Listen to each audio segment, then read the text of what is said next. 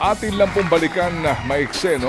Ate Maricel, si Jeneline Zagales ng Malinaw, Aklan. Siya po'y ating nakapanayam noong pong June 10. Siya po ang ating winner and 35 years old. Isa po siyang handicraft weaver. Ang kanya mister po ay construction worker. Ano po? May 4 na anak. 15 anyos yung panganay, grade 10, babae. 13 anyos po yung kanya pong pangalawa, lalaki, grade 8. 11 years old po yung kanyang pangatlo, babae, grade 6. At 2 years old po yung kanilang bunso, lalaki. Ito nga po sa visuals niya, no? Kitang-kita po mga kapatid, kahit na po payak na payak ang kanilang pong tahanan, napakasimple ng buhay, sila po ay happy family. And actually po, tayo po ay na-impress nga din dahil yung kanyang mga anak ko pala ay mga honor student with honors kaya. Opo, at sa kanya po rin pagpapakita po ng kanilang tahanan at pamilya, nakita ho natin yung kanila pong kasilyas na actually, walang bubong at puro lang ho, ang takip lang po sa magkabila ay puro mga trapal. Opo, babae pa ho mga anak din nito at dalaginding, di ho ba? Ito ho yung kanilang buhay sa probinsya. Yung kanila pong sinimulan na kusina, ganun din po naman, hindi nila matapos-tapos. Anyway, so ang kanila pong premium na 2,000, na uwi ito mga kapatid sa 12,000. Kasi nga po marami ang natuwa din sa kanila dahil nga sa una, ang gusto na mangyari po nitong si Jeneline, bilhan po ng school supplies yung mga anak niya para nga sa pag-aaral. At sabi ko nga, padala ka ng prueba sa mga ng mga anak mo, ang performance. Yung nga po, nagpadala po siya na napakarami pong certificates, no? Pangapatunay sa kanya pong kwentong buhay. Anyway, sige. So, may update po tayo ngayon po na June 16. Alright, matapos nung tumanggap ng 12,000 kasi nung atin po itong pinasobrahan, kinlaro ho natin kung magkano yung sa anak mo ito gamitin mo at wag kayo makakalimot na kumain man lamang sa McDonald's. Yun nga. Ayan kasi alam niyo ang ating sponsor dito hinihintay pa po ang pagbabalik ng McDonald's pero yung nga po ating sinasabi, makatikim lang po ng McDonald's. O sige, so Maricel, anong ating video? Nagpadala siya ng video, Manong Ted, and una, nagpakita siya ng pasasalamat doon sa kanyang mga natanggap. Pinakita rin niya dito sa kanyang video yung mga napamili niya ng mga kagamitan para sa eskwela at yung mga pagkain para sa buong pamilya. Nariyan din yung pasasalamat na para doon sa mga kagamitan na ibinigay sa kanyang mga anak. And of course, papakita rin natin yung larawan ng kanyang pamilya kung saan first time nga nilang kumain sa McDonald's, nakapag-McDo. So, ayan. Ito na ang Pakita video. natin. Panoorin po natin. Maraming salamat pong unang-una po sa Panginoon kay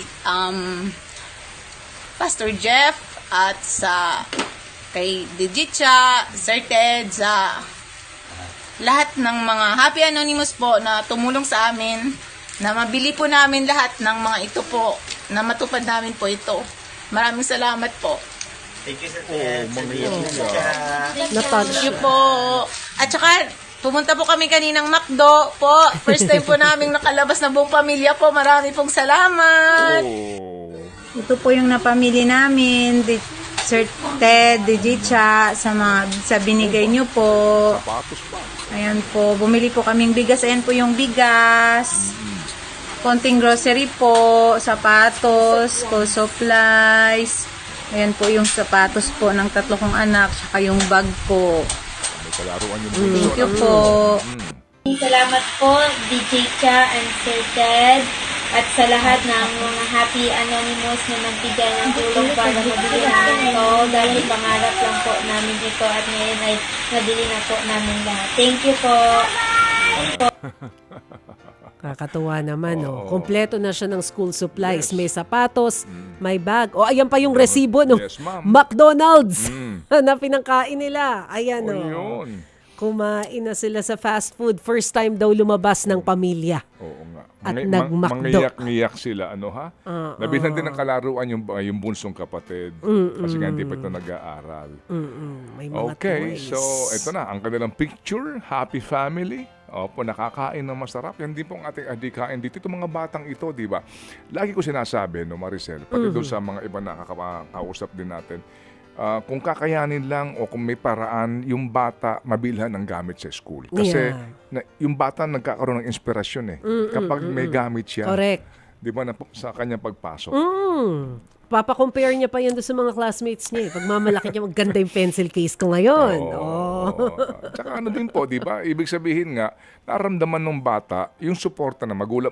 Although naintindihan natin maraming magulang walang pambili. Hirap na hirap po. Pero kung may kakayahan lang naman din po, o kaya din po may makakatulong doon po sa manggagawa, di ba? Para lang po talagang maengganyo yung bata na mag-aral.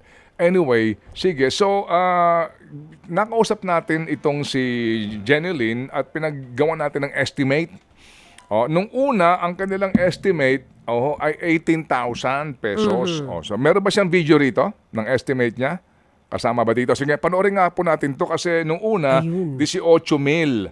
Opo. Pero may sinasabing nakaligtaan dito na maisama yata labor tsaka yung mga kahoy na gagamitin. So ito nga po ang kanyang panibagong padala po na estimate ngayon. Naging 30,000. Kasi daw, kailangan daw ng 2 linggong labor. Oo. Pero itong labor na ito sa 6,000, 2 linggo, mura-mura na ito. Kasi kung 2 linggo ito. So naging 30,000 ang kanya pong project natin dito. Para nakita mo naman yung kanyang kasilyas, di ba? Yes. Puro mga trapal, walang bubong. Wala nga ako nakitang pinto Manong Ted. Meron ba? Ikaw ba makakabanyo ka ba pag gano'n, di ba? Siyempre mag-aalala ka kapag doon ka Ano nagbabanyo. kung babae ka? Oo. Di ba?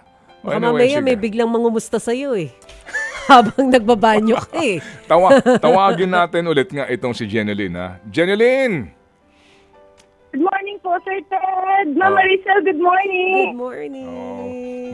Mangiyak-ngiyak ka, ha? Na nagpapasalamat sa ating Happy Anonymous. Ramdam namin ang iyong sinseridad dito sa iyong pag-thank you. Ted, maraming salamat po. Pangarap ng mga anak ko po. Jenilyn, nagpuputol-putol tayo. Po. Sige, napuputol ka. Ano ka mo? Okay po. Go ahead. Maraming salamat po, Sir Ted. Natupad yung pangarap nila. Salamat din sa iyo kasi tumupad ka rin sa ating kausapan, ano? Dito nga sa pagpapadala mo ng prema. Sige, ganito. Yung 18,000 mo, naging 30,000, no? Okay? Po, may nakalimutan po, Sir Ted. Oo. Sorry Sige. po. Sige, ganito. Di ba nung una wala naman kami pinapangako, di ba, na matutupad natin ito. Pero yung 30,000 na iyon, nakakailanganin nyo, as in, napag-usapan nyo ng mister mo yan na pagtutulungan nyo, siya din ang tutulong sa construction, at kumbaga, talagang lahat ng matatanggap mo, kung sakali man, dito nyo gagamitin para sa pag-aayos ng inyong kasilyas at saka ng inyong kusina. Opo, Sir Ted. Kasi po yung luma na namin kusina po, natulo na po ng pag-umulan. Lalo pa po ngayon, naulan na lagi. Nag-uulan dyan sa inyo, sa Aklan. Opo na. Sir Ted. Okay, sige, ganito. Kung ibibigay ito ng buo sa iyo na 30,000, paano ang management mo niyan? Bibili nyo na lahat ito, nag-uulan ngayon, saan mo ito i-stock, kumbaga, at yung labor na binabanggit mo, sigurado ka ba doon sa, kasi mahirap kapag naandyan na, sabihin mo na naman na kulang ito, pero ito ba talaga, pwede na nating masabi na sa 30,200, tapos na ito? Opo, Sir Ted. May mga kahoy na po kami. Tapos, po yung pinto, kawayan lang po gawa namin. Sandali, napuputol ka eh. Kapag ba napagtagumpay natin tong 30,000 na ito, anong pintuan ng kasilyas nyo? Kawayan lang po muna. Gagawin natin yung nasa pintuan po. Paanong kawayan? Baka kung kawayan, may makakasilip pa din dyan. Okay lang po, Sir. Sabi po yung bubong namin saka yung may napwentuhan sa labas. So, ang importante sa inyo, yung bubong tsaka yung pader. Yun lang po kasi yung flooring po at saka yung bubong po, Sir Ted. Yung, hindi ba kasama dito yung pintuan sa estimate nyo? Kasama po yung pintuan dito po sa labas, pero sa CR, Oo. kawalan na for plywood, pwede na po. Plywood. Magkaano din kayo ng plywood. O, sige, ganito. Okay. Sige, so, ipapadala namin sa itong 30,000, ha? Thank you. Po, Sir Ted, thank you po. Papadala namin today. Ngayon din, papadala namin. Ang hinihingi mong panahon dito, 2 linggo. Po, Sir Ted, Oo. kasi malayo-layo po yung bahay namin sa kalsada. Kailangan po ng asawa ko maghakot ng halublak saka buhangin po, Sir Ted. Oo nga, kaya may mukhang mahaba ano ito. Tsaka kung maulan, may problema tayo sa pagsisemento ninyo, no? Okay, ganito. Meron pa itong remittance fee pero sa binigay mong estimate sa amin 30,000 magkano? 30,200. Papasobrahan na namin ito, ha? Oo, para kumbaga sabihin na natin 31,000. Okay? And then magkano remittance fee, babayaran na namin 'yon para meron ka na siguradong 31,000. Okay? Thank you po, Sir Ted. Thank you po. Maraming salamat po, Sir Ted. Ay bay, wag ka magpasalamat sa amin ni Maricel dito. Pasalamat ka dito sa mga tao. So, okay, ito. Ang mag-aambagan dito, 2,000 si Happy Man. 2,000 si Happy Daddy, Happy K, Happy Kabalen. Alright, si Happy Golfer, 1,000. Happy Davawenyo, 1,000. Si Happy Lucky, 2,000. And then the rest, sagot ni Happy Anonymous. So, kumbaga, Thank you. yung mahigit 20 million sa kanya rito, isang baksak na lang daw para makita natin tong project natin na ito. Okay? Opo, Sir Ted, maraming salamat po na po sa Panginoon po. Thank you po, maraming salamat. Sa mga Happy Anonymous po, Sir Ted, maraming salamat po. Walang sawa po silang tumutulong po kahit hindi nila po kilala. Maraming salamat po, Sir Ted, po sa inyo. Salamat din sa iyong ibinigay sa amin dito ng inspirasyon. Ha? Kami ay lalo pang magsisikap na itong aming segment na ito, mapayabong natin ito, mapalago natin ito. Para lang sa mga tulad mo, Jeneline. Sige, so Jeneline, abangan mo yung tawag ng aming staff dito at makikipag-ugnayan kami. Mag-update ka sa amin, ha? Dito sa gagawin natin project, okay? Opo, maraming salamat. Sige, thank you. Baka tayo maputol. Thank you very much. Salamat, Yan, si Jeneline Sagales ng Malinaw, Aklan. Naiyak na si Jeneline.